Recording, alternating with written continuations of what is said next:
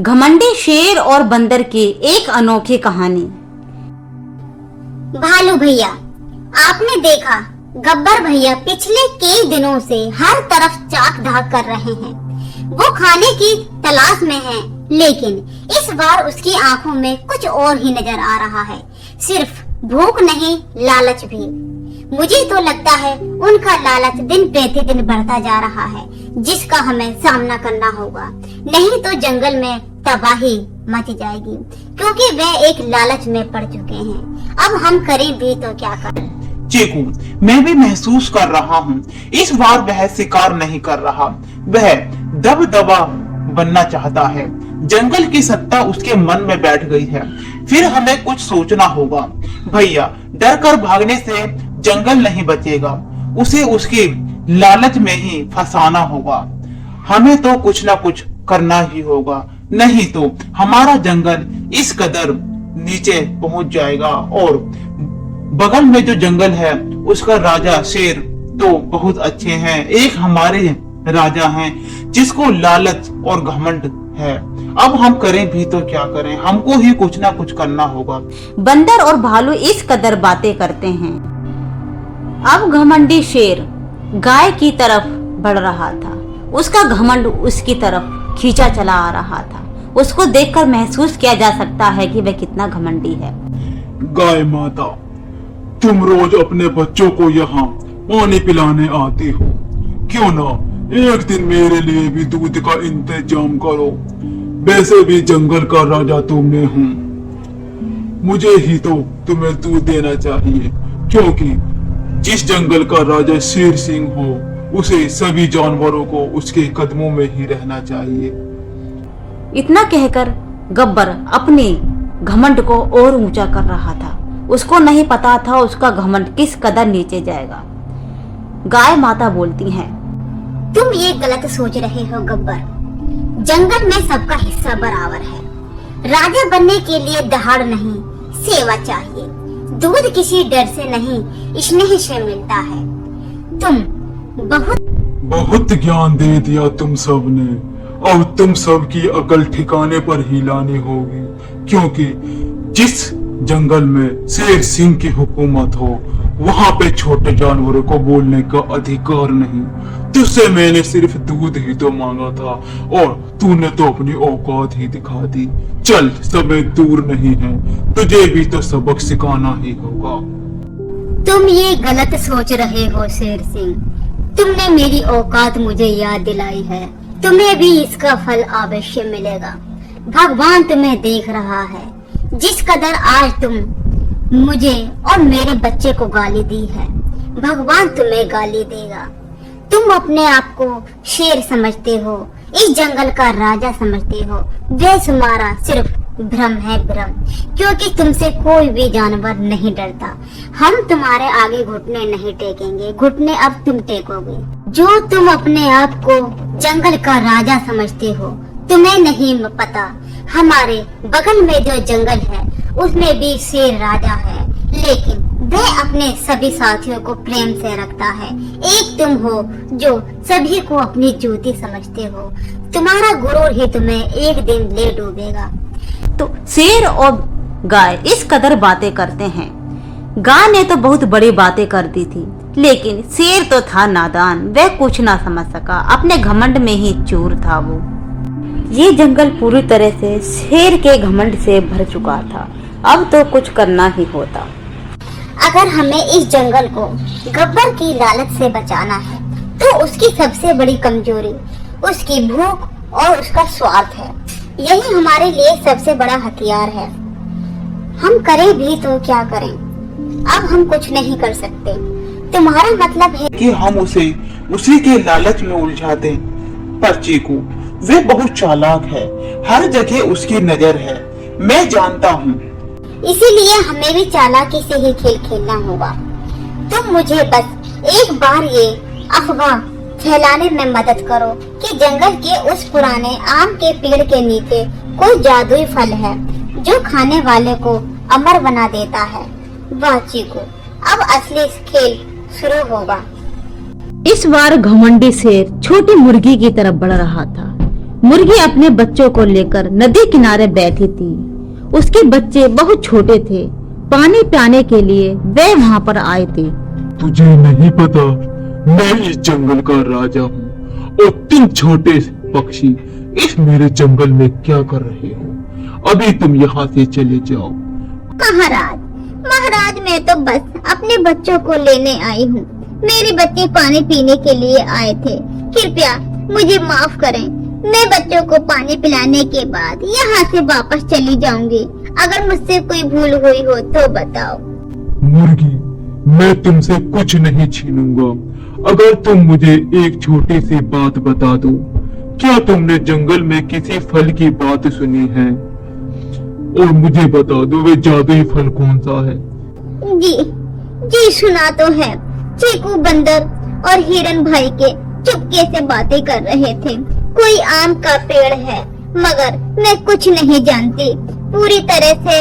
बस इतना ही पता है मुझको कि वे एक आम के फल के बारे में बात कर रहे थे। वे कहाँ हैं ये मुझे नहीं पता।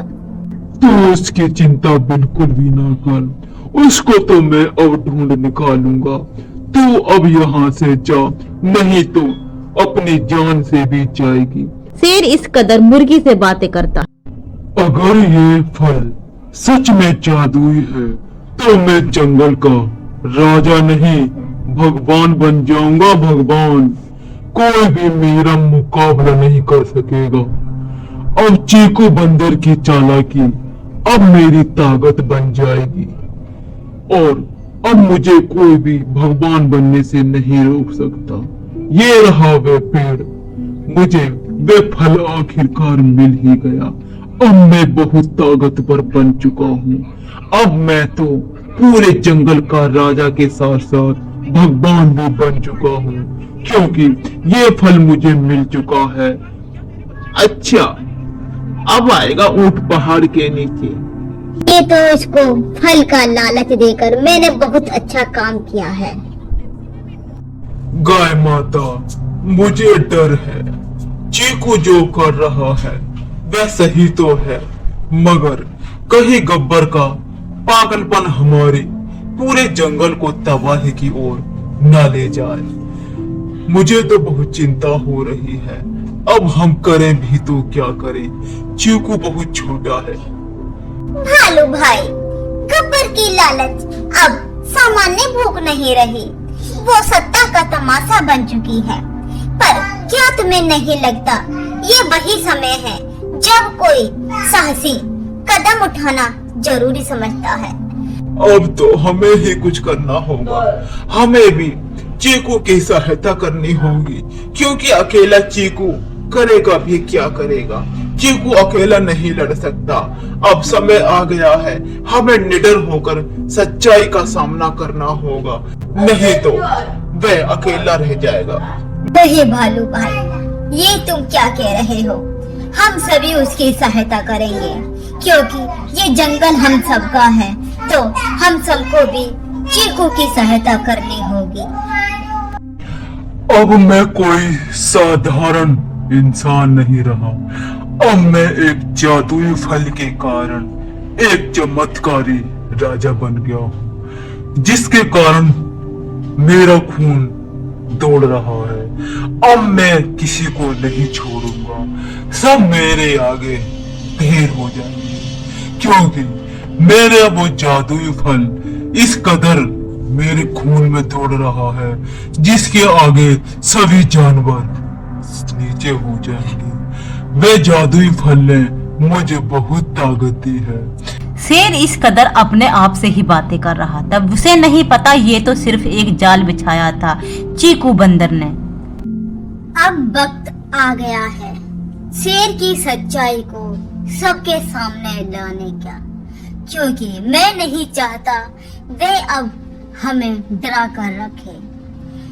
अब हमें अपनी सभा जोड़नी होगी और जंगल के सभी जानवरों को इकट्ठा करके उस शेर सिंह का घमंड चूर चूर करना होगा, क्योंकि वे अपने आप को राजा समझ रहा है, बल्कि वे राजा नहीं, उसका एक लालच है, लालच जिसके कारण वे स्वयं को भगवान समझ रहा है। अब हमको नहीं लगता। फिर शेर की बातें कर बंदर एक सभा इकट्ठा करता है, जिसमें सभी जानवरों को इकट्ठा करता है और अपनी राह देता है कि हमें अब शेर का घमंड चूर करने का समय आ गया है। अब हमें शेर का घमंड चूर करना ही होगा। बंदर भाई, मुझे नहीं लगता शेर कभी झुकेगा। उसका तो घमंड आसमान पर है। हमने उसे लालच में फंसाया है, लेकिन उस लालच में भी वह अपनी जीत समझ रहा है, जिसके कारण हमें उसको नीचे गिराना ही होगा, नहीं तो वह हमारे पूरे जंगल को तबाह कर देगा। इस कदर सभी जानवर आपस में बातें कर रहे थे। एक एक करके सभी जानवर अपने अपने घर जा रहे थे।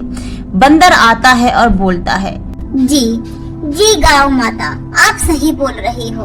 हमको ऐसा ही करना होगा। अब तो वक्त आ चुका है शेर की सच्चाई को सामने लाने का, नहीं तो वे अपने आप को भगवान ही सोचता रहेगा, जबकि ये झूठ है, सच नहीं। सभी जानवर शाम को सलाह बनाकर इकट्ठे बैठे हुए थे।